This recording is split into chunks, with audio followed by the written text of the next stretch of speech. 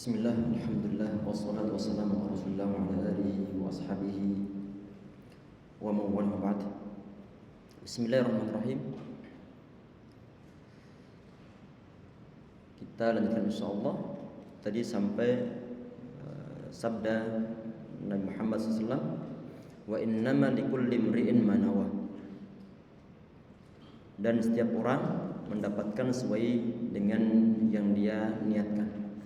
Kalau niat baik, maka mendapatkan suatu pahala kebaikan. Kalau niat karena Allah, maka mendapatkan pahala kebaikan karena Allah SWT. Kalau niatnya untuk umat manusia, berarti dia di saat ibadah adalah karena faktor riya, karena faktor pengen mendapatkan suatu pujian. Maka nanti dia hanya mendapatkan suatu pujian tersebut, dan tentunya dia tidak akan mendapatkan apa-apa nanti di sisi Allah Subhanahu wa taala. Kemudian faman kana hijratuhu ila Allah wa rasulih, barang siapa yang hijrahnya karena Allah dan juga rasul-rasulnya, fa hijratuhu ila Allah wa rasulih, maka pahala hijrahnya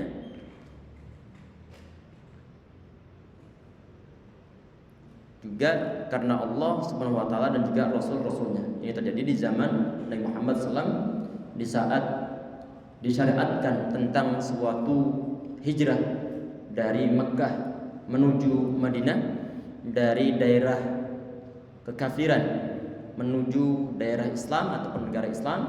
Maka hijrah tersebut di zaman tersebut itu adalah suatu hal yang wajib. Di saat ada sebagian di antara orang yang mungkin dia hijrahnya karena mungkin untuk ataupun faktor dunia, maka dia tidak mendapatkan suatu pahala hijrah.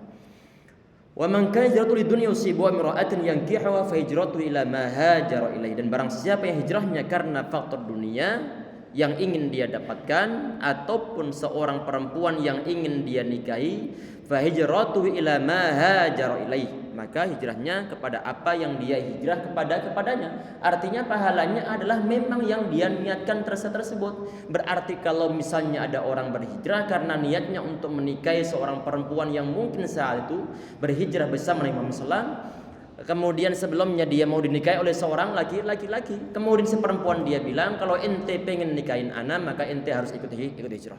Maka laki-laki ini dia itu hijrahnya adalah karena faktor mau menikahi seorang perempuan. Kata sebagian di antara ulama, ini adalah muhajir Ummu Qais. Kata sebagian di antara ulama. Berarti bukan karena faktor dunia, bukan karena faktor Allah ataupun rasul-rasulnya, tapi adalah karena faktor dunia ataupun mungkin untuk menikahi seorang perempuan. Tayyib, apakah mungkin nanti Islam yang seorang ini yang dia ataupun mungkin dari segi begini ikhwah, kita bicara hijrah secara umumnya. Walaupun tak sekedar meminjam suatu istilahi hijrah ataupun orang bertaubat kepada Allah Subhanahu wa taala. Di saat dia bertaubat kepada Allah ataupun di saat dia itu dekat masjid yang sebelumnya dia enggak pernah ke masjid, enggak pernah sholat berjamaah, enggak pernah mungkin ikut ke majelis ta'lim. Kemudian karena faktor ini orang ataupun seorang akhwat yang mau dinikahi, dia adalah rajin ke masjid. Kemudian dia mensyaratkan pula, akhi, kalau ente mau nikahin ana, ya paling enggak ya sekufu lah, paling enggak kenal wudu, kenal sholat. Akhirnya si ikhwannya dia mau enggak mau nuruti si akhwat. Ini orang berarti awal-awal hijrahnya, awal-awal tobatnya adalah karena faktor akhwat. Karena faktor akhwat. Apa keadaan dia akan senantiasa semacam itu? Belum tentu. Awal-awal dia itu merubah dirinya memang karena faktor akhwat, karena mungkin faktor pekerjaan, karena mungkin suatu faktor tertentu untuk urusan dunia. Tetapi ada kemungkinan ini si ikhwan setelah dia itu lama ke masjid menjadi nyaman dengan masjid, sehingga yang awal-awal karena faktor akhwat, lama kelamaan karena faktor Allah Subhanahu wa taala. Sehingga jangan disalahkan. Apapun niatan di saat awal-awal, di saat ada orang yang dia itu baru dalam tanda kutip berhijrah ataupun bertaubat, jalanin aja dengan niatan yang dia miliki. Sambil berjalan kemudian berusaha untuk merubah niatnya karena Allah Subhanahu wa taala. Sebagian di antara sahabat awal-awal mereka masuk Islam, Antum pernah mendengar kisah masuk Islamnya sahabat Abu Salamah? Abu Salamah. Dia mau menikahi Ummu Salamah, tapi ini masalahnya Ummu Salamah dia telah masuk Islam, sedangkan yang Abu Salamah belum masuk Islam. Belum masuk Islam. Sehingga ala Ummu Salamah dia mensyaratkan, ana enggak mau untuk nikah sama ente. Ana enggak mau nikah sama ente. Ana mau ente nikahi kalau ente mau masuk Islam. Kalau ente sudah mau masuk Islam, la uridu mahran katanya. Ana enggak perlu mahar lagi. Islamnya ente sebagai mahar ana. Niatan awal karena apa? Bukan karena Allah. Tapi karena siapa? Karena Ummu Salamah. Tapi yang ditulis oleh para ulama ya ikhwah, fahasuna islamuhu. Islamnya sangat top, bukan main sebagian para sahabat yang lainnya. Sebagian di antara sahabat yang lainnya pula. Kita mengetahui siapa Abu Sufyan. Siapa Abu Sufyan? Kita mengetahui siapa sahabat Muawiyah. Awal-awal masuk Islam. Sebagian di antara sahabat masuk Islamnya adalah karena mendapatkan suatu harta dari rampasan perang. Sehingga sebagian di antara sahabat mereka masuk Islam karena harta benda. Mendapatkan mungkin untuk yang kaum mu'alla mendapat 100 ekor unta. Sebagian di antara mereka. Tetapi yang terjadi bagaimana setelah mereka itu nyaman dengan Islam, merubah niatan mereka, merubah gaya hidup mereka, merubah kebiasaan mereka dengan kebiasaan yang sesuai dengan syariat agama Islam. Sehingga jangan disalahkan. Jangan disalah-salahkan. Kita pun di saat antum sudah ke masjid, ana pun di saat ana sudah ke masjid, ataupun di saat kita baru pertama kali menjalankan suatu ibadah, jangan mencari ikhlasnya terlebih dahulu. Jalanin saja. Saat mau infak 1 juta, ini kita nunggu ikhlasnya. Nggak jadi ikhlas. Antum mau sholat, nunggu ikhlas. Kok antum belum sholat? Nunggu ikhlas nih. Nggak jadi sholat dia, nggak jadi sholat. Maka bagaimana? Cut perasaan tersebut, jalani dengan apa yang ada, sambil proses kita itu ibadah, perangi suatu niatan yang selain Allah Subhanahu wa Ta'ala. Jalan insyaallah ya. Mungkin sebagian di antara antum, ana udah paham, udah hafal ayat hadis-hadisnya, Arba'in Nawawi misalnya. Ana udah paham apa yang akan diterangkan. Tapi kenapa antum datang misalnya? Ana kebetulan memang udah hafal, cuma belum dapat sanad. Belum punya sanad, sehingga datang ke sini untuk dapat sanad. Jalanin aja. Walaupun niatnya cuma sekedar dapat sanad, sambil saat ini berjalan, jalani amaliyah ini sambil arahkan niatnya karena Allah SWT. Jalan insyaallah ya ikhwah. Baik. Ini menyangkut masalah niat. Langsung hadis berikutnya akhi. Sebentar, tadi ini hadisnya adalah hadis yang sahih muttafaqun alaih dalam Al-Bukhari dan Muslim. Ini kita agak singkat-singkat ya ikhwah. Khawatir nanti waktunya enggak cukup. Baik. Kadang-kadang terlalu asik untuk menerangkan. Tahu-tahu habis waktunya. Tafadhol. Allah yubarik fikum. Hadis yang kedua. Assalamualaikum. Tsumma qala rahimahullah hadis al-tsani an Umar radhiyallahu anhu aidan qala bainama nahnu julusun 'inda Rasulillah sallallahu alaihi wasallam dzata yawmin ittala'a 'alaina rajulun shadidul bayadi thiyab shadidus sawadi sya'ri la yura 'alaihi atharu safar wa la ya'rifu minna ahad hatta jalasa ila an-nabi sallallahu alaihi wasallam fa asnada rukbatayhi ila rukbatayhi wa wada'a kaffayhi 'ala fakhidayhi wa qala ya Muhammad akhbirni 'anil Islam faqala Rasulullah sallallahu alaihi wasallam al-Islamu an tashhada an la ilaha illallah wa anna Muhammadar Rasulullah wa tuqimas shalah wa tu'tiyaz zakah wa tasuma ramadana wa tahujjal bait in istata'a ilayhi sabila qala sadaqta fa'ajibna lahu yas'aluhu wa yusaddiqu qala fa akhbirni 'anil iman qala an tu'mina billahi wa malaikatihi wa kutubihi wa rusulihi wal yawmil akhir wa tu'mina bil qadri khairihi wa syarrihi qala sadaqta qala fa akhbirni 'anil ihsan qala an ta'budallaha ka'annaka tarahu fa illam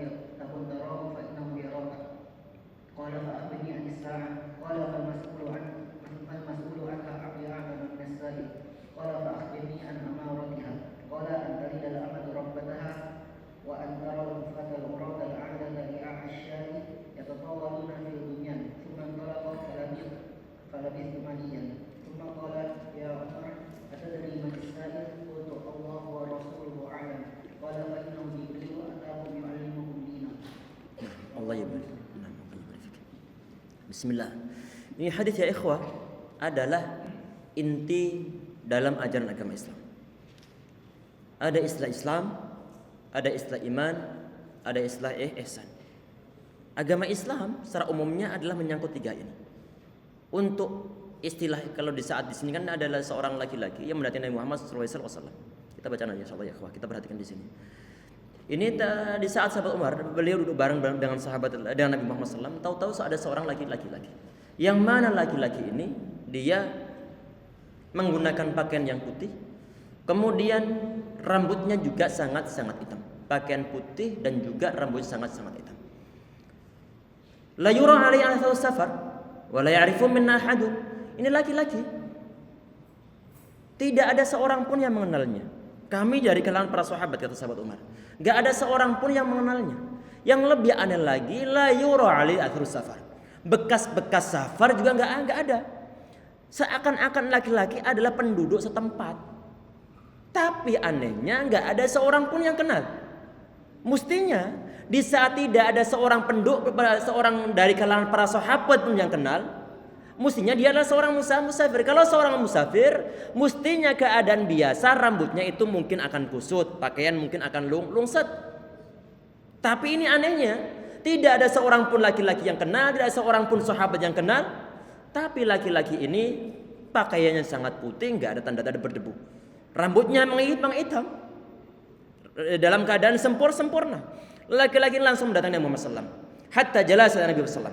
Fasnada rukbatayhi ila rukbatayhi. Kemudian ini laki-laki menyandarkan ataupun ia duduk menempelkan kedua lututnya kepada lutut Nabi Muhammad SAW. Wada'a kaffayhi ala fakhidayhi. Kemudian dia itu meletakkan kedua tangannya di atas kedua pahanya. Sebagian di antara ulama mengartikan bahwa pahanya itu adalah paha Nabi Muhammad SAW. Sebagian di antara ulama. Misalnya di sini ada orang, kemudian ana di sini, kemudian duduk dengan posisi model-model tasyahud yang pertama. Kemudian tangan ana letakkan di paha dia. Ini biasa enggak ini? Antum duduk misalkan bermajlis dengan seorang ustadz yang sangat dekat dengan antum, seorang ulama. Kemudian antum duduknya sebagaimana duduk sebagai seorang toleh. Cuman masalahnya ini tangan ditaruh di atas pahanya. Kira-kira biasa atau enggak biasa? Enggak biasa. Tapi ini ada sebagian di antara ulama mengartikan begitu. Jelas insyaallah ya ikhwah. Tapi pada umumnya adalah diartikan paha ini adalah paha laki-laki ini sendiri. Karena itu biasanya bukan ditaruh di paha orang lain. Kemudian laki-laki ini dia bilang, "Ya Muhammad, akhbirni al-Islam." Wahai Muhammad, tolong engkau ceritakan, beritahu kepadaku tentang Islam. Ini berarti beliau pengen tahu tentang Islam itu apa. Nabi Muhammad SAW beliau menyebutkan poin-poinnya. Apa itu? Nabi Muhammad beliau menyebut tentang syahadat, tentang sholat, tentang zakat, tentang puasa, tentang haji. Berarti ini di saat dibilang tentang Islam, maka maksudnya adalah rukun Islam. Berarti ada berjumlah 5 poin. Yang ini yang Nabi Muhammad beliau sebutkan. Apakah 5 poin tersebut telah membuktikan bahwa seorang tersebut dia telah cukup untuk dianggap penuh dalam menjalankan agama Islam? Enggak, karena ada bagian yang lainnya. Karena yang menyangkut masalah rukun Islam itu menyangkut masalah amal al-zahiriyah, tentang perbuatan-perbuatan yang bersifat lahiriah. Kalau lahiriah seperti syahadah kan lahiriah. Anak ucapkan asyhadu alla ilaha illallah wa asyhadu Muhammad rasulullah. Kemudian salat juga lahiriah. Kemudian zakat lahiriah. Puasa, haji juga lahiriah.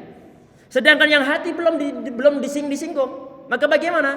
Maka setelah Nabi Muhammad beliau menjawab tentang poin Islam itu apa yang berjumlah 5 macam di sini. Ini aneh, laki-laki ini dia bilang, "Sodaqta, engkau benar wahai Muhammad." Tadi awal dia nanya. Berarti kalau nanya seharusnya dia itu enggak tahu. Tetapi setelah dia mendapatkan suatu jawaban, ternyata reaksinya adalah perkataan yang seakan-akan dia itu paham tentang apa yang Muhammad beliau ucapkan. Kok kesannya begitu, bagaimana? Karena dia mengucapkan sodaqah, engkau benar wahai Muhammad. Seakan-akan laki-laki ini dia paham ataupun sudah tahu. Sehingga ini fa'ajibna lau yas'alu wa yusaddiqu. Sehingga ini membuat sahabat Umar bin Khattab yang riwayat hadis ini beliau terheran-heran. Dia nanya, kok kemudian dia yang membenar-benarkan. Qala, kemudian laki-laki ini dia nanya lagi. Fa akhbirna bil iman. Mohon engkau cerita tentang masalah iman. Tentang iman, berarti iman menyangkut masalah amal batiniyah. menyangkut masalah keyakinan seseorang. Sehingga ini ada termasuk di antara inti dari agama Islam. Di samping dia itu menjalankan amal yang bersifat zahiriyah, yang menjadi rukun ataupun pondasi ataupun pilar dalam agama Islam, dia perlu juga memperhatikan tentang masalah amal-amal batiniyahnya yang berupa suatu keimanan kepada Allah, kepada malaikat, kepada kitab Allah, kepada para Rasulullah, termasuk hari akhir, termasuk qada dan juga qadar baik ataupun buruk-buruknya. Beriman kepada Allah berarti mengimani bahwa Allah Subhanahu wa taala Tuhan satu-satunya yang menciptakan, yang berikan suatu rezeki kepada dia, yang ngatur segala alam semesta.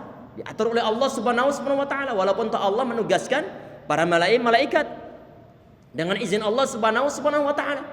Dan juga berkeyakinan bahwa Allah Subhanahu wa taala di samping dia itu adalah Rabb kita.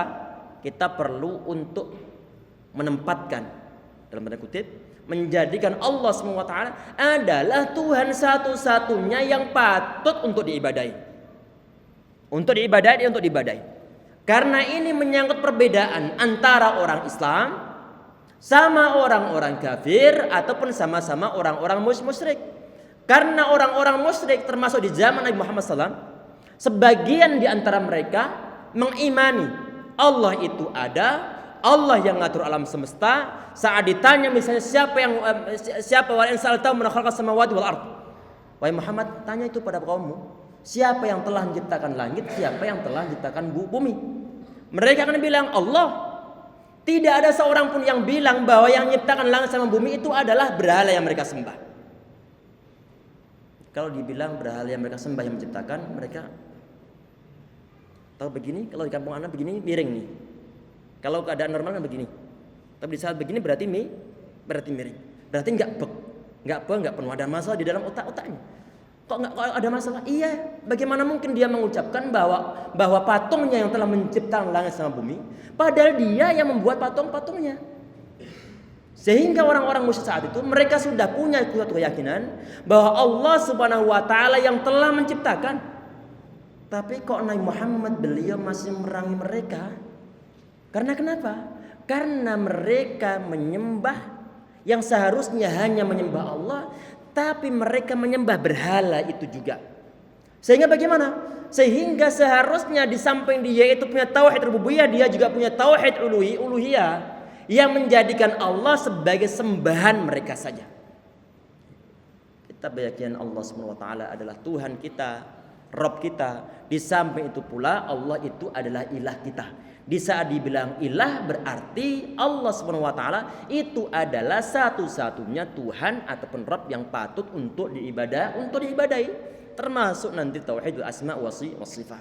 Tayyib. Kemudian beriman kepada kitab-kitab Allah. Bagaimana? Untuk beriman kepada kitab Allah berarti kita perlu untuk mengimani apa yang ada dalam Al-Qur'an. Kalau kita bicara masalah Al-Qur'an, semua yang ada dalam Al-Quran saat ini itu semua adalah sumber dari wahyu Allah Subhanahu wa taala. Dan itu adalah kalamullah Subhanahu wa taala lafzan wa ma'na. Kalamullah Subhanahu wa taala tanpa ada suatu keraguan sedikit pun. Dan ada suatu kewajiban kita itu bisa mengimani untuk mengamalkan isi kandungan Al-Quran. Berusaha untuk mengamalkannya. Berhubung di sini dibilang tentang kutubihi, kitab-kitab Allah Subhanahu wa taala, berarti ada kitab-kitab yang datang sebelum Al-Quran, berupa Injil, berupa Taurat, berupa Zabur. Itu adalah kitab-kitab samawiyah yang kita wajib hukumnya untuk mengimani secara global. Bagaimana maksudnya? Zabur memang ada, Allah Subhanahu wa taala turunkan kepada nabi-nabinya. Taurat juga ada, Injil juga ada untuk dijadikan pegangan di zaman tersebut. Dan selesai di zaman tersebut pula, tidak berlangsung sampai zaman kita saat ini. Sehingga saat ditanya, loh ente bilang mengimani tapi kok nggak mengimani Injil? Dalam keyakinan kita, kitab suci yang masih orisinil itu adalah Al-Quran. Inna nahnu nazzalna dzikra wa inna lahu lahafizun. Allah nurun az-dzikr dan Allah menjaganya. Dijaga oleh Allah Subhanahu wa taala. Sedangkan At-Taurat, Injil, Zabur telah dirubah. Ini dalam keyakinan Islam. Kita hanya ada kewajiban untuk mengimani Allah telah menurunkan kitab-kitab sebelum Al-Quran. Dan tidak ada kewajiban bagi kita untuk mengamalkan isi kandungannya. Jangankan kalau kita berkeyakinan kitab-kitab tersebut telah berubah. Yang seandainya belum berubah pun, nggak ada suatu kewajiban untuk mengikutinya. Karena kenapa? Karena kita sudah punya Al-Quran sebagai penyempurnanya. Sehingga nanti tersisa adalah tentang syar'u man qablana, syariat yang sebelum kita. Yang sesuai dengan syariat kita maka kita amalkan, yang nggak sesuai maka nggak perlu untuk diamalkan. Kalau nggak ada tentang masalah sesuai atau enggak, maka kita nggak mengambil suatu sikap ataupun tawakuf. Tayyib. Kemudian wa rasulihi, dan juga di sini pun sama, beriman kepada para Rasulullah SAW, para Rasulullah. Artinya Allah SWT itu selama dia menciptakan umat manusia telah mengutus para utusan, mengutus para nabi untuk mendakwahi kaumnya. Dan kita wajib hukumnya mengimani setiap rasul ataupun nabi yang disebutkan dalam Al-Quran. Wajib hukumnya karena menyangkut masalah Al-Quran, isi kandungan Al-Quran. Di saat ada orang Islam dia mengingkar Nabi Isa ini bukanlah seorang nabi misalnya, maka artinya dia itu mengingkari Al-Quran. Jadi para ulama mengatakan bahwa semua nabi yang ditulis dalam Al-Quran, semua rasul yang ditulis dalam Al-Quran, wajib hukumnya untuk kita imani mereka itu ada. Buktinya apa? Al-Quran telah menuliskan. Apakah wajib hukumnya untuk mengikuti syariah mereka? Enggak ada suatu kewajiban. Kita wajib untuk mengikuti syariah Nabi Muhammad SAW. Wajib mengimani beliau sebagai seorang utusan akhir zaman. Yang wajib hukumnya untuk kita taati, yang wajib hukumnya untuk kita tiru. Sedang untuk rasul-rasul sebelum beliau hanya wajib hukumnya untuk kita imani. Mereka itu ada, khususnya yang tertulis dalam Al-Quran ataupun hadis-hadis yang sahih. Kemudian wal yaumil akhir. Iman kepada hari akhir. Iman pada hari akhir. Ini kan termasuk di antara rukun iman ini. Berarti kalau misalnya ada orang dia ragu-ragu hari akhir itu ada atau enggak, hari kebangkitan itu ada atau enggak, surga ataupun neraka itu ada atau enggak, maka dia bukanlah orang beriman, maka dia adalah orang kafir. Karena kenapa? Karena rukun imannya tidak dia miliki. Satu saja dari rukun iman dia tidak miliki, dia adalah orang kafir.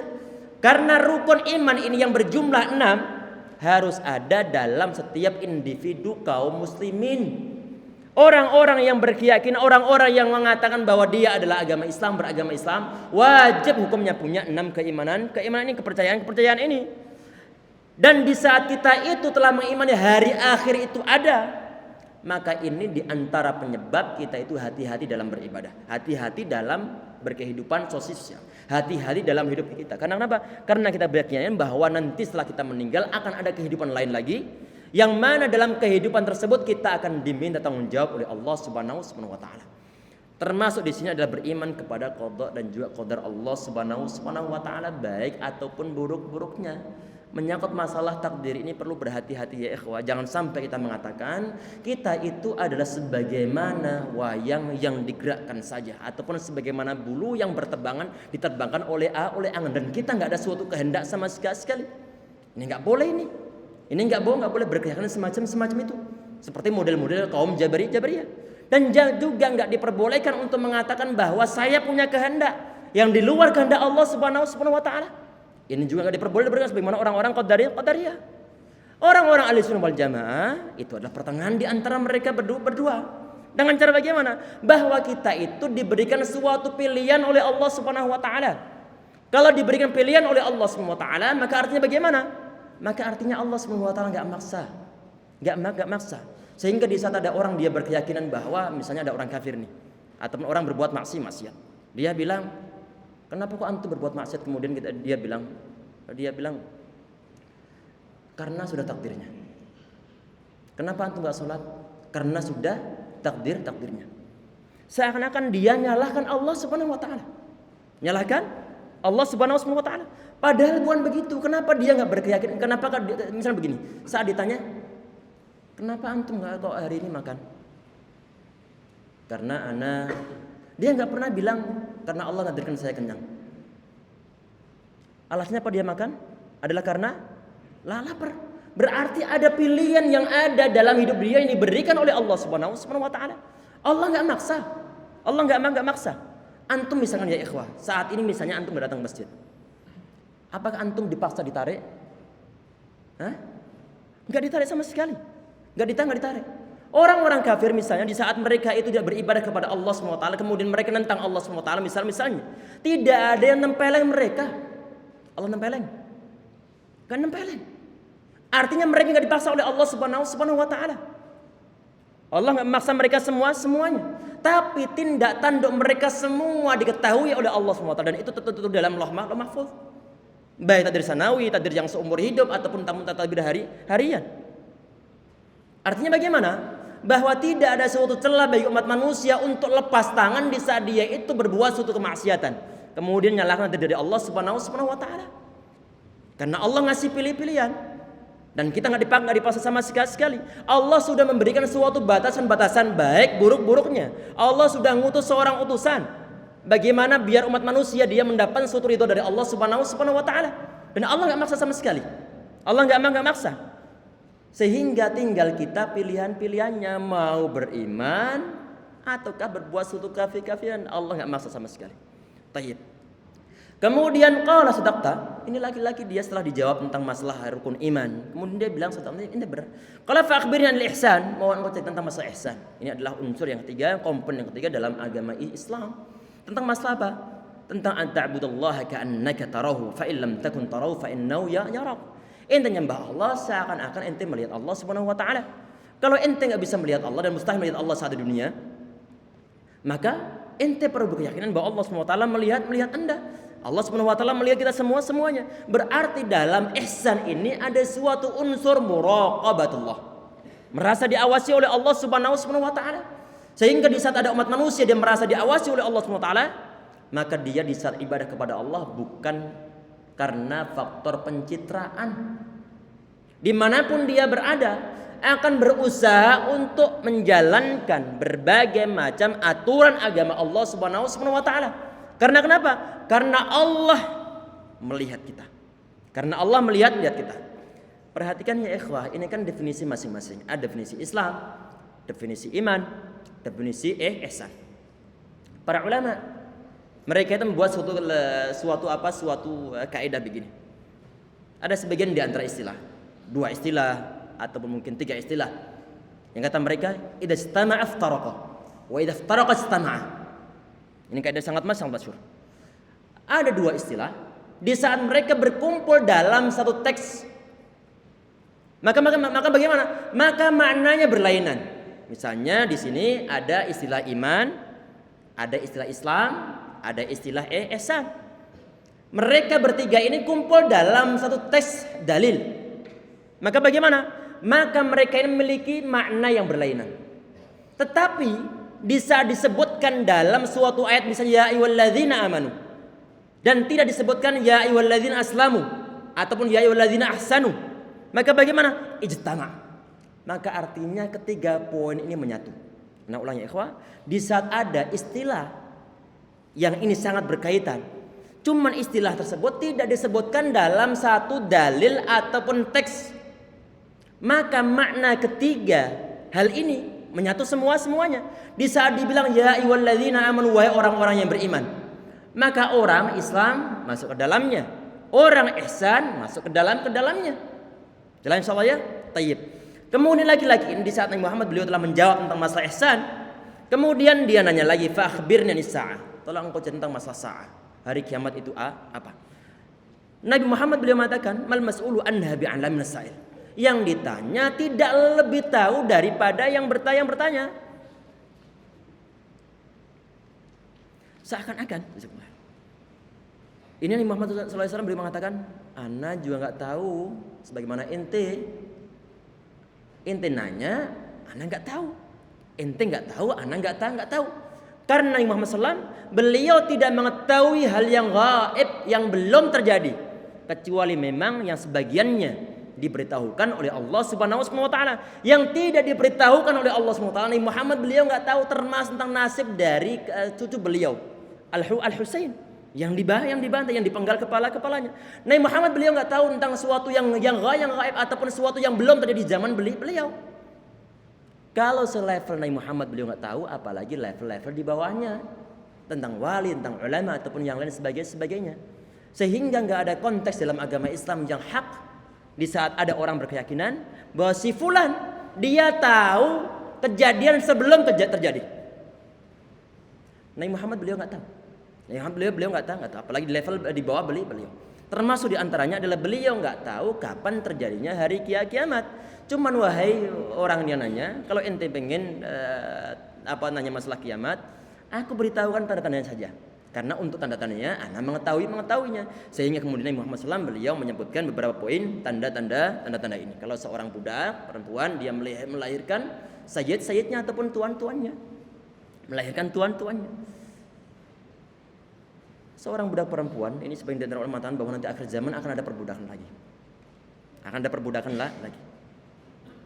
Kemungkinan besar Allahu a'lam. Sehingga di saat ada perbudakan, kemudian ada seorang budak perempuan kemudian diperjualbelikan. Sehingga diperjualbelikan, maka nanti orang yang punya budak ini akan berhak untuk menyetubuhin. Sehingga nanti kadang-kadang akan timbul atau terlahir seorang bayi. Seorang bayi ini ada tuan dari budak ini. Tuan budak. Kalau fenomena tersebut ada, maka itu adalah tanda-tanda kiamat. Termasuk diantaranya adalah orang yang mungkin di zaman-zaman dahulu mereka adalah orang yang mungkin nggak punya sandal, mereka dalam keadaan mungkin pakaian juga kurang-kurang, tapi akhir-akhir kemudian mereka berlomba-lomba dalam meninggalkan suatu bangunan, dan ini sudah terjadi. Negara-negara Teluk, awal-awal mereka adalah orang-orang yang sederhana, mereka pengembala kambing, pengembala unta, tapi kita nggak bisa membayangkan tentang Burj Al Khalifah itu, masya Allah. Berarti sudah tanda-tanda akhir zaman sudah ada. Sumbang tawaf labis tumalia, kemudian laki-laki dia pergi, dijawab begitu, kemudian dia pergi. Kemudian Nabi Muhammad mengatakan bahwa Umar, apa engkau tahu siapa laki-laki ini? Dijawab Allah wa Rasuluhu a'lam. Allah dan juga Rasulnya lebih tahu. Kemudian Nabi Muhammad mengatakan bahwa beliau itu adalah malaikat Jibril yang datang kepada kalian untuk ngajari agama kepada kalian. Baik, lanjutkan. Assalamualaikum. Qala rahimahullah al-hadits ats-tsalits an Abi Abdurrahman Abdullah bin Umar bin Khattab radhiyallahu ta'ala anhu. Qala sami'tu Rasulullah sallallahu alaihi wasallam yaqul buniyal Islamu ala khamsin syahadati an la ilaha illallah wa anna Muhammadan Rasulullah wa iqamis salati wa ita'iz zakati wa hajjil baiti wa shaumi Ramadan. Rawahu al-Bukhari wa Muslim. Nah, kita perhatikan di sini, saya singkat aja insyaallah ini poin yang sudah dibahas di hadis yang kedua. Ini Islam berdiri di atas 5 pondasi ini. Berarti ini poin ataupun 5 pilar. Kalau Islam itu adalah diibaratkan sebagai suatu bangunan, maka bangunan tersebut pilarnya adalah poin-poin ini. Bangunan kira-kira cukup sekedar tiang-tiang ya ikhwah? Atau enggak cukup? Enggak cukup, perlu tembok, perlu mungkin atap, perlu yang lain sebagainya. Sehingga nanti menyangkut masalah iman, menyangkut masalah ihsan nanti untuk melengkapi ini. Untuk melengkapi ini. Tayyib. Ini sebagian dari riwayat. Ini kata saumi Ramadan diletakkan sebelum kata hajjul bait. Dua-duanya riwayatnya ada hadis-hadis yang sah. Lanjut. Assalamualaikum. Tsumma qala rahimahullah al-hadits ar-rabi' an Abi Abdurrahman Abdullah bin Mas'ud radhiyallahu ta'ala anhu qala haddatsana Rasulullah sallallahu alaihi wasallam wa huwa shadiqul masduq inna ahadakum yujma'u khalquhu fi batni ummihi 40 yawman nutfatan thumma yakunu 'alaqatan mithla dhalik thumma yakunu mudghatan mithla dhalik thumma yursalu ilayhi al-malaku fayanfukhu fihi ruh wa yu'maru bi arba'i kalimatin bikatbi rizqihi wa ajalihi wa 'amalihi wa syaqiyyun aw sa'idun wa wallahi alladhi la ilaha ghairuhu inna ahadakum la ya'malu bi 'amali ahli jannah hatta ma yakuna bainahu wa bainaha illa dhira'un fayasbiqu 'alayhi al-kitab fay'amalu bi 'amali ahli an-nar fayadkhuluha wa inna ahadakum la ya'malu bi 'amali ahli an-nar hatta ma yakuna bainahu wa bainaha illa dhira'un fayasbiqu 'alayhi al-kitab fay'amalu bi 'amali ahli al-jannah fayadkhuluha. Rawahu al-Bukhari wa Muslim. Naam. Ini menyangkut masalah bahwa umat manusia itu dikumpulkan di dalam perut ibundanya adalah selama 40 hari berupa nutfah ataupun air mani. Kemudian 40 hari lagi berupa alaqah ataupun darah menggumpal. Kemudian mudghah, setelah itu berubah 40 hari menjadi mudghah ataupun daging yang menggumpal. Setelah itu ini berarti usia 120 hari. Usia 120 hari. Saat itu berarti 120 hari berarti 4 bulan? Ya. Iya, berarti 4 bulan. baru kemudian malaikat meniupkan ruh. Setelah ditiupkan ruh, maka tentunya hukumnya sebagaimana manusia biasa. Karena kenapa? Karena dia sudah punya nyawa, sudah punya ruh. Sedangkan sebelum itu berarti masih berupa daging yang kembang. Sehingga ini berefek tentang masalah bagaimana hukumnya kalau seandainya seorang bayi ataupun seorang janin dia keluar ataupun keguguran sebelum masa 4 bulan. Maka para ulama mengatakan tidak ada kewajiban untuk mengkafani, tidak ada kewajiban untuk mensolati, dan tidak ada kewajiban untuk memandikan, dan tidak ada kewajiban untuk menguburkan. Walaupun toh nggak tega orang tuanya. Ataupun mungkin khawatir nanti menyakiti orang-orang dengan bau bangkai ataupun bau busuk dari janin yang terlahir sebelum masa 4 bulan. Alhamdulillah setiap orang tua yang mungkin anak terlahir sebelum usia 4 bulan mereka menguburkannya.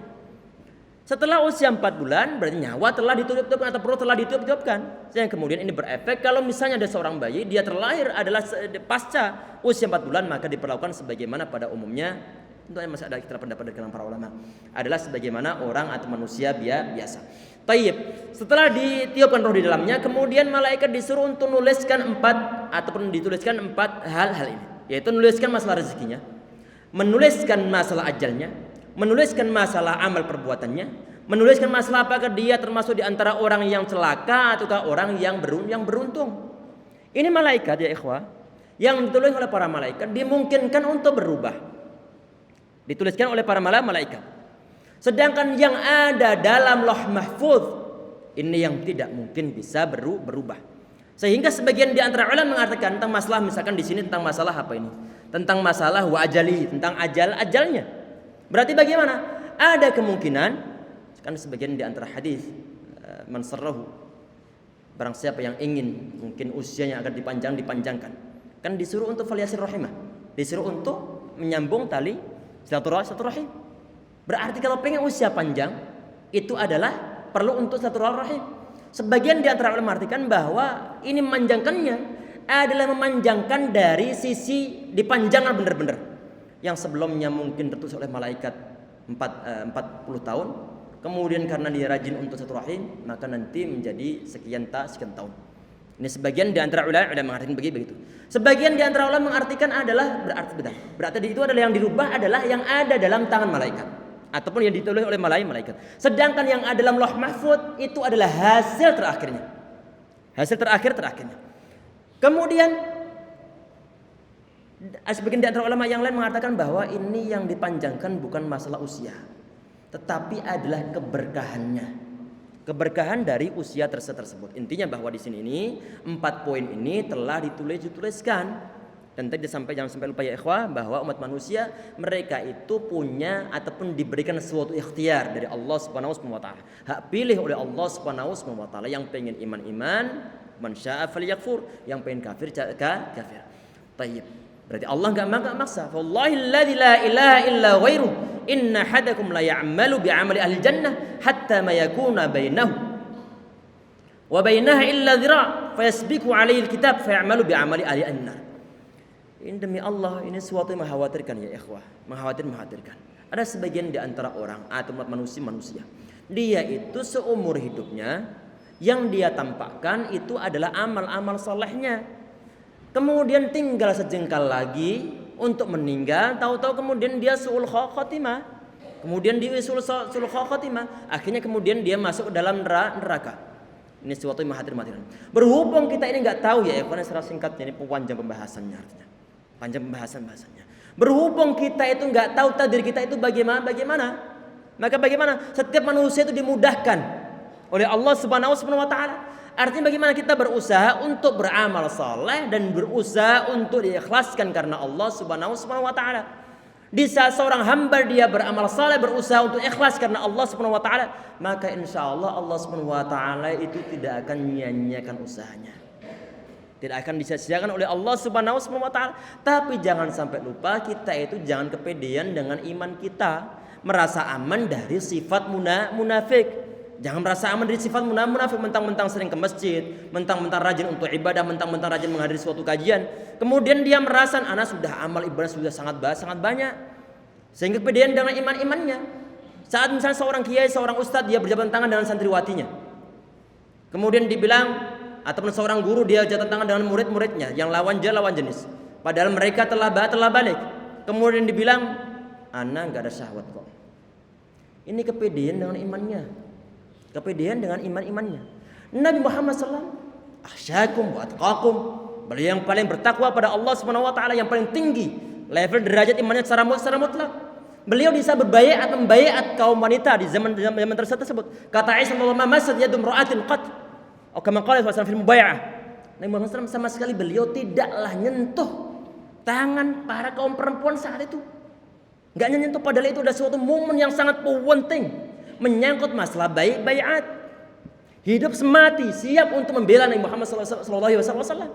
Nabi Muhammad beliau enggak berani. Beliau enggak menyentuh tangan seorang perempuan pun yang allati la tahillu lahu, yang tidak halal bagi beliau. Sehingga sebagian dari riwayat beliau mengatakan bahwa bi ayyut'ana rasul hadikum bi hadid bi mikhyat min hadid khairul lahu min ayamussa imra'atan la tahillu lahu kama qala sallallahu. Kalau kepala seorang laki-laki ditusuk menggunakan besi, niscaya lebih baik daripada tangannya menyentuh tangan seorang perempuan ataupun menyentuh kulit seorang perempuan yang tidak halal baginya. Yang level Nabi Muhammad, beliau tidak menyentuh tangan. Yang level saat ini baru level ustadz. Jabatan dengan lawan jenisnya yang tidak halal bagi dia. Kemudian merasa bebas bahwa dia aman dari segala fitnah, tertipu dengan keadaannya sendiri. Ini yang naudzubillah. Para sahabat radhiyallahu alaihim, mereka pun merasa khawatir dengan keimanan mereka. Sehingga Hanzalah radhiyallahu anhu beliau mengatakan, Hanzalah. Beliau merasa bahwa Hanzalah munafik. Perasaan Hanzalah, beliau adalah seorang sahabat karena khawatir di saat bermajlis Nabi Muhammad SAW, beliau khusyuknya bukan main. Kemudian di saat beliau pulang kemudian bertemu dengan keluarga, bertemu dengan teman-temannya, imannya mulai turun lagi. Sehingga beliau mencurigai imannya. Sahabat Thabit bin Qais radhiyallahu anhu, beliau di saat diturunkan suatu ayat la tarfa'u aswatakum fawqa sautin nabi, kalian janganlah mengeraskan, meninggikan suara kalian di atas suara Nabi Muhammad SAW. Sahabat Thabit bin Qais, beliau menangis semalaman enggak bisa tidur. Karena kenapa? Karena khawatir jangan-jangan yang dimaksudkan itu adalah beliau. Berarti beliau merasa khawatir dengan keimanannya. Berarti ya ikhwah, kita itu perlu untuk perbanyak amal ibadah. Kemudian kita jangan kepedean dengan iman kita, dan kita perlu husnudzan kepada Allah Subhanahu wa taala. Dari sisi apa? Semoga Allah Subhanahu wa taala masukkan kita dalam surganya. Semoga amal ibadah kita yang kita kerjakan di masa-masa lalu sampai saat ini, semoga semua diterima oleh Allah Subhanahu wa taala. Tapi jangan sampai lupa tadi itu adalah jangan kepedean, dan semoga semua dari kita adalah husnul khatimah insyaallah. Amin ya rabbal alamin. Kita sama-sama mengetahui nasib-nasib kita. Yang penting kita jalankan secara maksimal, kita perbanyak ibadah kepada Allah, kita perbaiki kualitasnya, kemudian kita husnudzan kepada Allah Subhanahu wa taala. Tentang di saat kita berbuat baik akan dibalas oleh Allah Subhanahu wa taala. Kita husnul pada Allah Subhanahu wa taala dan jangan kepedean dengan iman kita. Lanjut.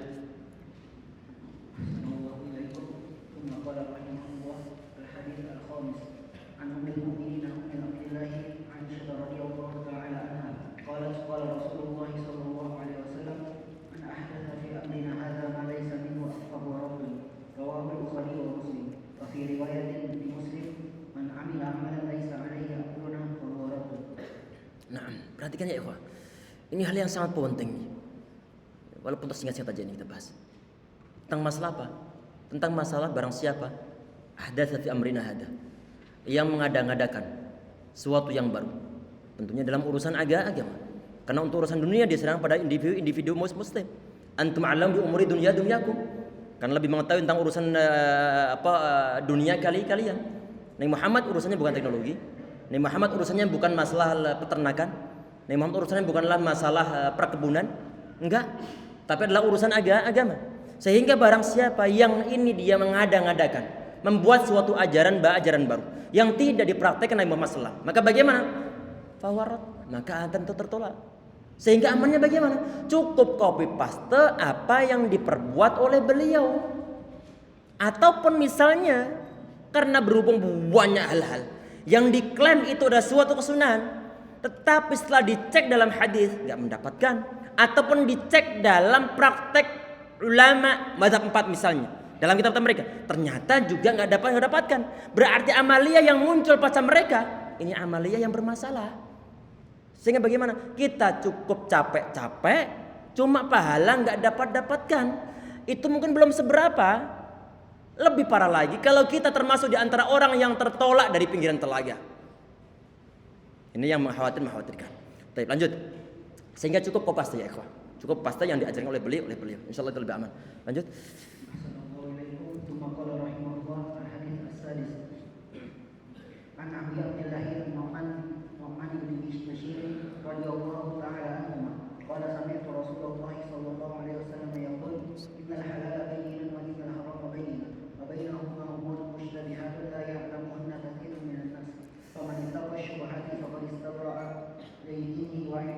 ومن وقع في الشبهات وقع في الحرام كالراعي يرعى حول الإمام يوشك أن يقع فيه ألا وإن لكل ملك إمام ألا وإن حكم الله محارمه ألا وإن في الجسد مضغة وإذا صلحت صلح الجسد كله وإذا فسدت فسد الجسد كله ألا وهي القلب رواه البخاري ومسلم. Naam. Ini perhatikan ya ikhwah. Ini tentang masalah halal bayin kata Allah Nabi Muhammad SAW. Jelas. Yang haram pun jelas. Kalau ada suatu keadaan, mungkin suatu perbuatan, ataukah mungkin suatu barang yang status halal haramnya itu belum jelas, maka ini masuk dalam kategori syubhat. Maka bagaimana? Kalau keadaan suatu barang ataupun suatu pekerjaan, kalau anak bekerja di suatu hotel, kemudian di sana ada disediakan khamr, ada bir bintang ataupun yang lain sebagainya, dan disuruh untuk menyediakan. Ini bagaimanakah hukumnya? Saat dibilang halal, ternyata di situ ada campur baur, ada masalah keharaman tersebut. Saat dibilang haram, ternyata mungkin dia enggak minumnya, ataupun dia cuma menyediakan terhadap orang-orang kafir saja. Maka ini statusnya enggak jelas. Berarti masuk dalam kategori syubhat. Makanan pun sama. Di saat tidak ada suatu penjelas tentang hal haramnya, maka itu ada statusnya syubhat. Maka bagaimana? Maka keadaan titik yang paling aman adalah dia itu meninggalkan sesuatu yang tidak jelas ini. Karena kenapa? Kalau dia sudah terbiasa untuk mengkonsumsi, untuk mengerjakan sesuatu yang syubhat, yang remeng-remeng statusnya, maka dia tidak akan berat untuk meninggalkan, untuk menempuh sesuatu yang haram. Kalau orang sudah terbiasa untuk melaksanakan suatu amalan, perbuatan yang tidak jelas, maka nanti perbuatan ataupun suatu kegiatan yang haram hukumnya pun akan dia kerjakan. Di sini Nabi Muhammad SAW beliau membuat suatu perumpamaan tentang masalah apa? Tentang masalah tanah larangan, daerah larangan. Setiap raja walil masul a'la memiliki daerah terlarang. Misalnya ada kerajaan menentukan bahwa daerah ini adalah daerah keputrian yang enggak diperbolehkan untuk dijamah, enggak diperbolehkan untuk dimasuki siapapun juga kecuali orang-orang yang mendapatkan suatu izin. Itu adalah daerah larangan. Ataupun misalnya ada orang dia itu memiliki sebidang tanah yang di situ dia tanam tanaman. Mungkin kebun jeruk, mungkin kebun masalah apapun juga. Kemudian ada orang yang ngembala. Padahal sudah ada aturan enggak boleh ngembala di sekitar sini. Enggak boleh ngembala di sekitar sini. Karena kenapa? Karena kalau ngembala di sekitar situ, kemudian sampai kambingnya kok makan rumput yang mungkin nyebrang keluar pagar, maka dimungkinkan ini kambing dia akan makan apa yang ada dalam pagar. Artinya di saat orang itu sudah dekat-dekat dengan suatu kesyubhatan, ketidakjelasan status dalam suatu hukum, maka akan mudah dia untuk nerjang suatu keharaman. Walillahi masul a'la. Allah Subhanahu wa taala dia punya hima. punya suatu area terlarang yang nggak diperbolehkan untuk diseberangi siapapun juga. Karena itu adalah garis merah yang nggak boleh untuk diterjang. Apa di sini kata Nabi Muhammad SAW? Itu adalah maharim. Hal-hal yang diharamkan oleh Allah SWT itu adalah area-area terlarang. Sebelum sampai ke level syi'ul haram, ini adalah status yang remang-remang. Status yang remang. Di saat remang-remang telah terbiasa, maka nanti akan terjatuh dalam suatu area keharaman. Sehingga di saat Allah mengatakan la taqrabuz zina, kalian jangan dekati zina. Allah melarang di situ dalam ayatnya, itu adalah jangan dekat-dekati zina. Bukan jangan berzina, tapi adalah jangan dekat-dekati dengan zina karena strumnya cukup besar. Sehingga sebelum sampai ke level zina ini, Allah sudah membuat suatu ring-ring yang tidak diperbolehkan untuk dijamah ataupun dilaksanakan. Dan itu semua ada suatu keharaman. Apa diantaranya? Laki-laki nggak boleh berkhalwat dengan seorang perempuan. Ini adalah ring yang pertama diantaranya. Ataupun misalnya seorang laki-laki tidak boleh untuk mandang perempuan yang tidak halal baginya. Itu merupakan suatu ring yang diharamkan oleh Allah Subhanahu wa taala, yang enggak boleh untuk dilarang untuk berkhalwat. Perempuan dilarang untuk bermusafir tanpa disertai dengan mahram. Itu adalah ringnya. Ataupun yang perempuan disuruh untuk menggunakan jilbab, menutup aurat secara sempurna. Itu pun ring. Kalau seandainya ring-ring yang haram semuanya ini diterjang, akan terjatuh dalam suatu yang diharamkan yang sangat besar yang berupa perzinaan. Oleh karena itu yang paling aman biar kita terbebas dari kehormatan, bisa menjaga kehormatan dan juga bisa menjaga agama kita. Maka bagaimana? Maka kita jauhi syubhat. Kalau terbiasa menjauhi syubhat, maka yang haram kayak syubhat aja dia nggak mau mengambilnya, apalagi yang haram hukumnya. Sehingga sebagian di antara ulama mereka itu waraknya bukan main. Waraknya bukan main. Lanjut. Assalamualaikum warahmatullahi wabarakatuh. Al-hadits as-sabiq an Abi Ruqayyah ibn Aus ad-Dari radhiyallahu ta'ala anhu anna Nabiy sallallahu alaihi wasallam qala ad-dinu an-nasihah. Qulna liman? Qala lillahi wa li kitabihi wa li rasulihi wa li a'immatil muslimina wa ammati. Ini agama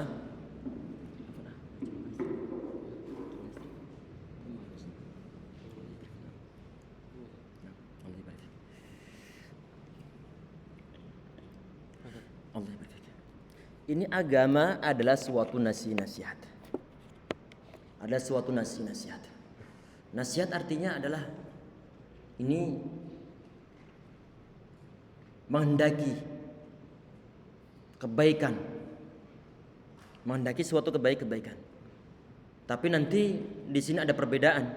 Di saat nasihat tersebut, itu kan di sini dibilang bahwa nasihat liman untuk siapa? Kemudian dibilang adalah untuk Allah lillahi, untuk Allah Subhanahu wa taala. Maka di sini nasihat untuk Allah Subhanahu wa taala maksudnya bukan nasihatin Allah. Nauzubillah. Bukan nasihat Allah dengan sebagaimana nasihat ataupun pitutur ataupun mungkin amar ma'ruf nahi munkar. Enggak arti ke arah sana. Tetapi adalah di saat seorang hamba dia itu menempatkan Allah SWT sebagai sembahan dia. Aturannya dia terapkan, larangannya dia jauhi, perintahnya dia laksanakan, dan dia berkeyakinan bahwa dia adalah Tuhan satu-satunya yang patut untuk disembah. Maka itu artinya adalah nasihat terhadap Allah Subhanahu wa taala. Di saat dia menurunkan suatu Al-Qur'an, maka di saat seorang muslim dia mengamalkan isi Al-Quran tersebut, maka itu artinya adalah nasihat kepada Allah Subhanahu wa taala. Kemudian kepada kitab Allah, maka saat tadi yang kita sampaikan, kitab Allah yang berupa Al-Quran itu kita amalkan, dan itu kita juga berkeyakinan Al-Quran ini tidaklah ada sedikit pun suatu perubahan, tidak ada cutting ayat, tidak ada pengurangan ayat, tidak ada suatu penambahan suatu ayat yang sampai kepada kita saat ini, nggak ada yang dikurang-kurangi sama sekali. Ini adalah nasihat untuk kitab Allah. Kemudian untuk nasihat terhadap Rasulullah SAW, ini tentunya adalah menjalankan segala perintah Nabi Muhammad SAW. Kesunahan beliau kita terapkan, larangan beliau kemudian kita jauh. Baik larangannya ini sifatnya adalah makruh ataupun larangannya sifatnya adalah haram, kita jauh tanpa kita pusingkan hukumnya makruh atau haram. Asalkan beliau melarang, kita jauh. Di saat ada suatu perintah, Tidak perlu dipusingkan apakah hukumnya sunnah atau hukumnya adalah hukumnya wajib. Kita jalankan saja. Berarti ini adalah nasihat kepada Nabi Muhammad SAW. Wa li'aimatil muslimin wa ammatihim. Ini adalah yang berkaitan dengan masalah nasihat pada umumnya. Nasihat pada umumnya. Terhadap siapa? Terhadap para pemimpin kaum muslimin. Kita mengusulkan, memberikan suatu masukan, memberikan suatu mungkin nasihat secara umumnya tentang masalah kemungkaran, tentang masalah mungkin suatu kebaikan yang mungkin bisa untuk diterapkan. Ini baik pemimpinnya adalah pemimpin yang tertinggi atau pemimpinnya adalah di jajaran bawahnya. Wa ammatihim, dan juga orang awamnya kaum muslimin. Berarti di sini ini nasihat yang terakhir untuk a'immatul muslimin dan juga ammatihim ini adalah nasihat yang diberikan seorang pada orang lain pada umumnya. Bila pengertian nasihat lillahi wa likitabihi wa lirasul wa rasulihi. Allahu a'lam. Lanjut. Assalamualaikum warahmatullahi wabarakatuh. Al-hadits ats-tsamin 'an Ibnu Umar radhiyallahu ta'ala anhuma anna Rasulullah sallallahu alaihi wasallam qala umirtu an uqatila an-nasa hatta yashhadu an la ilaha illallah wa anna Muhammadan Rasulullah wa yuqimu as-salata wa yu'tu az-zakata fa idza fa'alu dhalika 'asamu minni dima'ahum wa amwalahum illa bihaqqil Islam wa hisabuhum 'ala Allah ta'ala. Rawahu Bukhari wa Muslim. Nah, perhatikan di sini ya. Di sini tentang masalah Nabi Muhammad SAW. Beliau mengatakan, aku diperintahkan untuk memerangi umat manusia. Perhatikan ya ikhwah, beliau mengatakan uqatilu. Beliau mengatakan uqatilu. Artinya memerangi. Dan beliau tidak mengatakan aqtulu. Aqtulu artinya membunuh. Nabi Muhammad beliau tidak mengatakan aku diperintahkan untuk membunuh umat manusia, tapi disuruh untuk memerangi. Artinya kalau qatil otomatis tidak harus melenyapkan nyawa. Tidak harus melenyapkan nyawa. Di saat dikumandangkan tentang suatu perang oleh Nabi Muhammad SAW, maksudnya bukanlah untuk memaksa umat manusia. Karena la ikraha fid din. Masa umat manusia untuk mengatakan asyhadu an la ilaha illallah.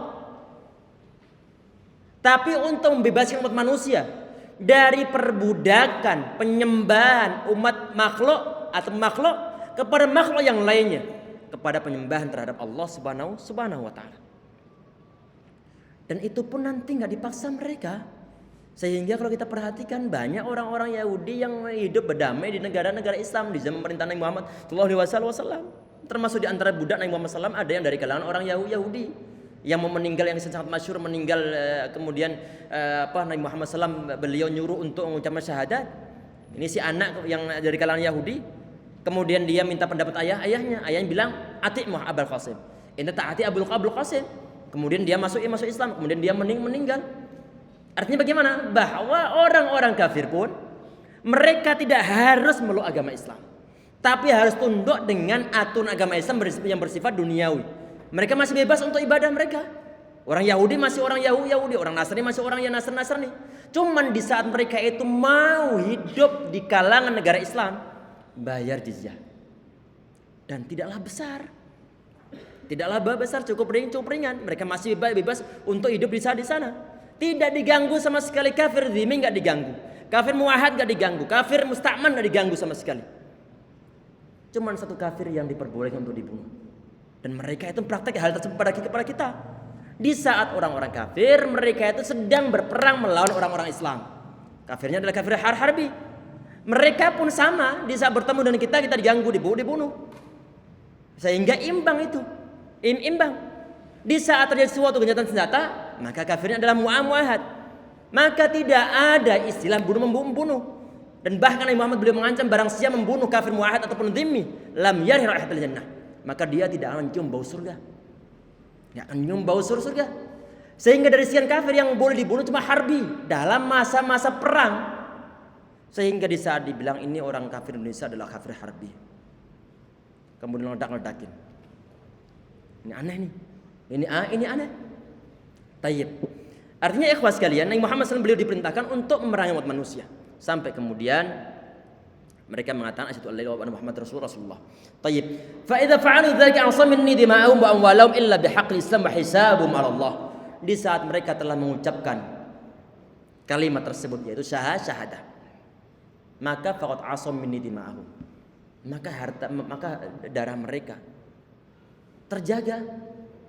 Artinya kalau kafir harbi, darahnya halal ditumpahkan. Karena mereka juga akan membunuh kita. Berbanding ataupun sebanding. Tapi untuk orang kafir ataupun yang telah memeluk agama Islam, maka bagaimana? Faqad asam minni dima'ahum. Maka darah mereka akan terjaga. Kemudian harta benda mereka juga terjaga. Illa bihaqqil Islam. Kecuali sebab hak-hak Islam. Bagaimana ini? Ada sebagian di antara orang kafir kemudian dia meluk agama Islam sehingga menjadi seorang muslim. Kemudian dalam keislamannya kemudian dia berzina. Sehingga darahnya akan halal. Bukan untuk diminum, tapi untuk dirajam. Dialirkan darahnya. Yang eksekusi siapa? Tidak diserahkan setiap individu muslim, tapi diserahkan kepada pemerintah saat itu. Oleh seorang kepala negara yang mungkin dia menugaskan seorang bawahannya. Tidak diserahkan setiap individu muslim untuk main hakim sendiri. Orang-orang yang membakar begal tanggung jawab di sisi Allah SWT. Berurusan dengan polisi di akhirat bertanggung jawab dengan Allah SWT. Insyaallah ya ikhwah. Kemudian kalau misalnya ada orang muslim dia mencuri, walaupun toh dia telah mengucapkan kalimat syahadat, tapi dia mencuri dan telah mencapai satu nisab, maka bagaimana? Darahnya halal untuk dialirkan, tapi bukan untuk dibunuh, sekedar dipotong tangannya. Siapa yang eksekusi? Bukanlah individu muslim, tetapi adalah pemerintahannya. Seorang individu muslim berhak untuk lapor, tapi dia nggak boleh untuk main hakim sendiri, karena nanti akan kacau balau keadaannya, sehingga diserahkan kepada pemerintahan saat itu. Wa hisabuhum 'ala Allah, sedang hisab mereka adalah berada di tangan Allah Subhanahu wa taala. Ini menyangkut masalah apa? Kalau misalnya ada orang yang dia mengucapkan asyhadu alla ilaha illallah, tapi ternyata orang ini aslinya dia nggak meluk Islam, nggak ada sedikit pun keyakinannya, cuma selahiriahnya dia sudah baca kalimat syahadat, maka kita nilai bahwa dia adalah seorang muslim. Karena kita itu adalah nahkum bidzawahir, kita menghukumi yang zahir aja, karena untuk yang batin kita nggak bisa untuk membukanya. Nabi Muhammad SAW beliau pun nggak tahu kecuali diberitahukan oleh Allah Subhanahu wa taala. Sehingga Nabi Muhammad SAW dalam kejadian ini marahnya bukan main. Di saat sahabat Usama bin Zaid radhiyallahu anhu, beliau membunuh orang kafir yang kalah dalam medan perang. Kemudian kafirnya ini dia mengucap kalimat syahadat, tapi masih dibunuh juga oleh sahabat Usama bin Zaid radhiyallahu anhu. Dimarahi habis-habisan Nabi Muhammad SAW. Apakah ente mengetahui hatinya? Saat dibilang ini orang kafir, dia mengatakan syahadat adalah karena terpaksa takut untuk aku matikan. Nabi Muhammad beliau marahnya bukan main. Apakah ente mengetahui tentang hatinya? Sehingga bagaimana? Sehingga di saat ada orang mengucapkan kalimat syahadat, maka dia adalah orang muslim. Untuk masalah hatinya serahkan pada Allah Subhanahu wa taala. Itu yang maksudkan wa hisabum 'ala Allah. Lanjut.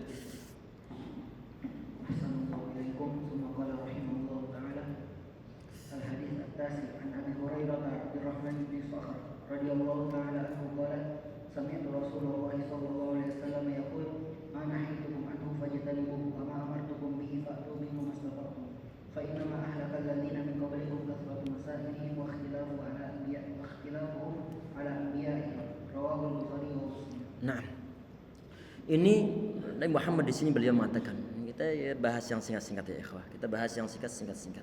Tadi yang pertama, kedua, kebablasan tadi. Tadi di warning oleh panitia. Ustaz jangan panjang-panjang Ustaz. Yang itu hadis masih banyak bang. Jazakallahu khairan.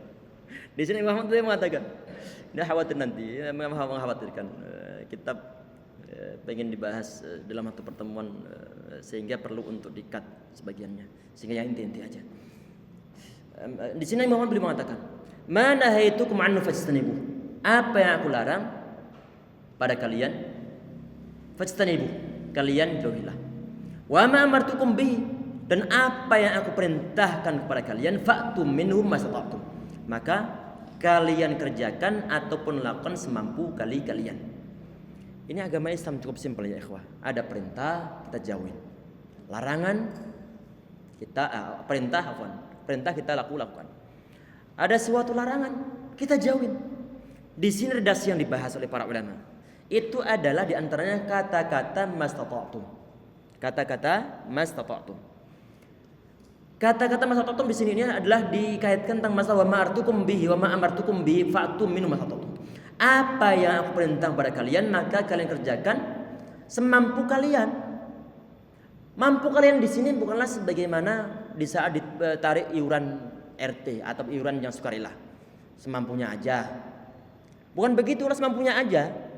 Adalah kita mengambil celah yang paling minim. Yang paling minim. Ini kalau misalnya diartikan semampu dengan model-model begitu. Padahal maksudnya bukan begitu. Mastata'tum adalah kita ini sebagai umat Islam di saat kita itu menjalankan suatu amal ibadah dengan maksimal mungkin. Misalnya apa? Kita sholat diwajibkan sambil berdiri. Karena menjadi suatu rukun dalam sholat. Sudah maksimal, tapi kadang-kadang kita sakit, nggak bisa untuk berdiri. Di saat berdiri pasti nanti ambruk. Padahal pengennya berdiri dan biasanya adalah berdiri. Baik sholat sunnah yang aslinya diperbolehkan untuk duduk tapi tetap berdiri. Ataupun sholat wajib dia berdiri. Tetapi sudah maksimal berusaha untuk berdiri tapi dia ambruk. Maka bagaimana? Fattaqullaha mastata'tum. Berarti sebisanya. Selama masih bisa berdiri, nggak boleh duduk. Seharusnya berdiri tapi dia duduk untuk sholat wajib nggak sah hukumnya. Anak ulang, yang sholat wajib itu seharusnya berdiri, tapi antum sholatnya sambil duduk maka nggak sah hukum sholatnya. Karena wajib. Beda dengan sholat sunnah. Sholat sunnah berdiri itu adalah suatu kesunahan.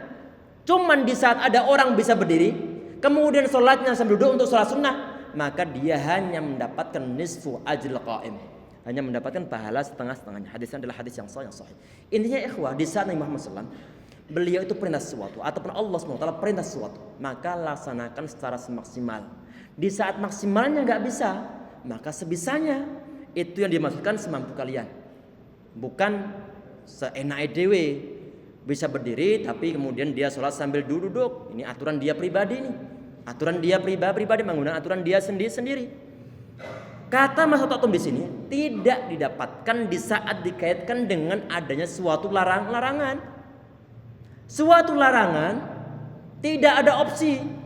Karena kenapa? Enggaklah berat. Tidak berat. Karena larangan itu sekedar tinggalkan saja. Beda begini ya ikhwah. Antum disuruh untuk sholat, maka perlu ada suatu tindakan. Perlu ada suatu perbuatan yang antum kerjakan. Jelas? Beda dengan larangan. Dalam agama Islam dilarang untuk minum minuman keras. Nggak usah disentuh aja. Nggak usah disentuh sama sekali. Berarti tinggal meninggalkan saja. Sehingga tidak dikaitkan dengan mastata'tum. Tidak ada kaitan masalah begitu. Sehingga nggak ada istilah, kenapa kok antum masih mabuk? Karena anak nggak bisa Ustaz. Kalau nggak mabuk kerja nggak bisa. Kalau nggak rokok kerja nggak bisa. Tinggalkan saja. Jelas insyaallah ya, nggak ada opsi untuk mastata'tum itu nggak ada. Untuk masalah larangan. Kemudian dibahas di sini adalah dari kalangan orang-orang sebelum kalian. Allah membinasakan mereka. Allah membinasakan mereka adalah karena faktor mereka itu banyak bertanya. Kadang-kadang suatu urusan itu ribet di saat banyak bertanya. Artinya aslinya kalau misalnya ada suatu perintah kemudian dikerjakan, selesai urusan. Tetapi kadang-kadang banyak pertanyaan yang muncul. Setiap banyak pertanyaan muncul maka nanti justru membuat mereka ribet. Sebagaimana orang-orang Bani Israel di saat disuruh untuk nyembelih seekor sapi. Kalau seandainya mereka itu disuruh menyembelih idbahu baqarah, sembelihlah seekor sapi. Selesai urusan disembelih sapi apapun juga dengan kriteria bagaimanapun juga sudah berhasil menerapkan suatu perintah. Tapi berhubung bagaimanakah warnanya, modelnya bagaimana, apakah pernah dibuat begini, apakah pernah dibuat begitu. Semakin dijawab pertanyaannya, maka kebebasan semakin lama semakin menyempit, semakin terkekang. Sehingga mau nggak mau akan ribet. sebagaimana seorang mahasiswa saat ditanya, misalnya dosen bilang dosennya, nanti tugas ini harus dikumpulkan atau makalah harus dikumpulkan nanti di saat sepekan lagi. Mahasiswa dia bilang, apakah diketik, apakah ditulis tangan? Berhubung ditanyakan, dosen bilang ketik. Padahal kalau dari awal perintah langsung dikerjakan, selesai urusan. Bisa ditanyakan apakah diketik ataukah ditulis tangan. Dibilang diketik. Nggak semua mahasiswa bisa ngetik. Yang ribet siapa? Mahasiswa sendiri. Padahal kalau dari awal menerima yang diperintahkan, selesai urusan. Kalau seorang anak disuruh oleh orang tuanya, nak beli minyak di warung sebelah. Dia beli di Moli, mau beli minyak curah, mau beli apa, hak bagi dia dan dia nggak bisa untuk disalahkan. Karena kenapa? Perintahnya adalah sekedar membeli minyak. Kalau minyak tanah pun nggak ada masalah, minyak goreng pun nggak jadi masalah, minyak kayu putih pun nggak jadi masalah. Aslinya orang tuanya dia minta nak beli minyak, pengennya aslinya beli minyak goreng, dibelikan minyak kayu putih. Kemudian sampai rumah, loh kok minyak kayu putih? Aku mau masak. Dia, ente salah sendiri Mi, bilangnya minyak. Ini minyak enggak? Iya. Yang salah siapa? Yang perintah. Yang perintah. Sehingga bagaimana? Kalau perintah itu di saat sudah diperjelas, misalnya sudah bilang minyak bimoli, nggak bisa beli yang lain, nggak bisa beli yang lain. Di saat ada suatu perintah dibuat umum, kemudian dia mengerjakan dengan dasar perintah tersebut, bebas bagi dia dan dia tidak bisa disalahkan. Nabi Musa alaihissalam di saat beliau diperintahkan oleh Allah SWT untuk disampaikan pada kaumnya, sembelihlah sapi. Kemudian ini kaum dia menyembelih sapi betina ataupun sapi mungkin yang tanduknya sudah patah. Nabi Musa alaihissalam beliau nggak bisa menyalahkan karena ini pun sapi. Jalan salah ikhwah. Tetapi saat ditanya malah ribet sendiri mereka yang membuat kerusakan model-model begitu. Waqtilafuhum ala anbiya'ihim, dan juga perbedaan mereka pada nabi-nabi mereka. Ada perintah, mereka menyalahi perintah tersebut. Ada suatu contoh, kemudian mereka menyalahi. Selalu beda dengan ajaran nabi-nabinya. Maka itu nanti yang membuat kerusakan umat-umat ataupun membuat kerusakan umat-umat zaman dahulu. Sudah insyaallah ya. Ini sesi yang kedua selesai. Semoga nanti agak kita percepat lagi karena kita baru sampai hadis yang ke-9. Sudah insyaallah ya. Nah, ini sebentar lagi sudah mau sholat zuhur, sehingga kita gunakan untuk persiapan sholat zuhur. Mungkin ada yang mau ke kamar mandi ataupun yang lain. Di jam berapa nanti? Jam 1? Iya. Nanti jam 1.15 insyaallah. Yang dari Anda mungkin kita tutup sekian. Subhanallahi wa bihamdihi asyhadu an la ilaha illa anta astaghfiruka wa atubu ilaik. Assalamualaikum warahmatullahi wabarakatuh. Mau diumumkan? Yang mengumumkan siapa?